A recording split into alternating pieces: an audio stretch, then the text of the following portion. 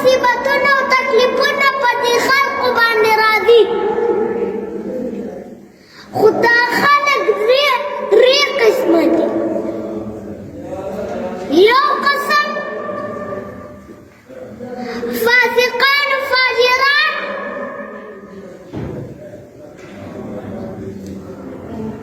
بدکاران، او دریم قسم د الله دوستان اولیاء الله دي. فاسقان و فاجران و بدکارو باندې چې دا مصیبت او مرګ راځي، دا د هغوی دپاره هلاکت او تباهي ده. ځکه دوی ته شیطان النفس دا وایي زه نن به خدای راجع کړم، سبا به یې راجع کړم، کال پس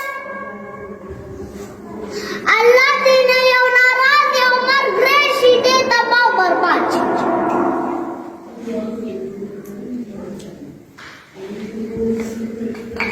موسی علیه السلام الله ته عرض کړ،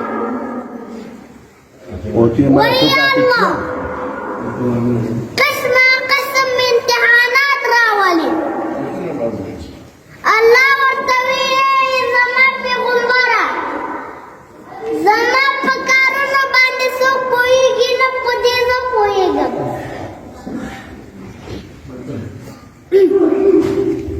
موسی علیه السلام ته عرض کړ، وای الله ستا په دې کارونو باندې ولې خلک نه پوهېږي؟ یو ورځ به یې درته وښیم.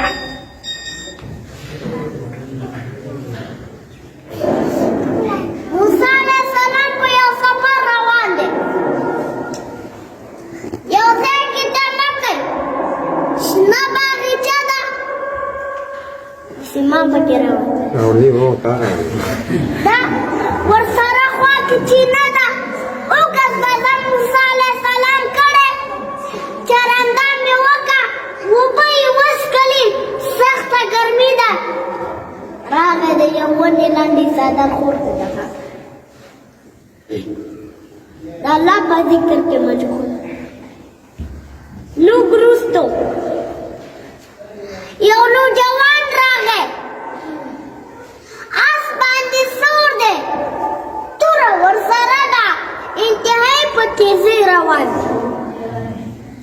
چې ناڅاپه یې په چینه باندې نظر شه، د آس نه راښکته شه، زر یې اوبه وڅښلې، چې په جلسې سره آس ته خطا، نو د جملې پیسې وغورځېدې. پیسو ته یې خیال نه شو په تیزۍ لا. موسی علیه السلام ګوري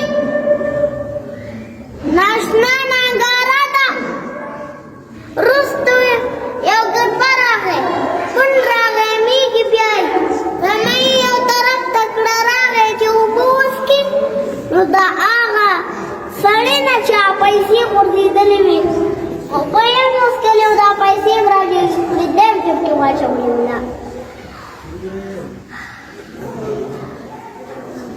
حرن معاذ بن جبل رضی الله تعالی عنه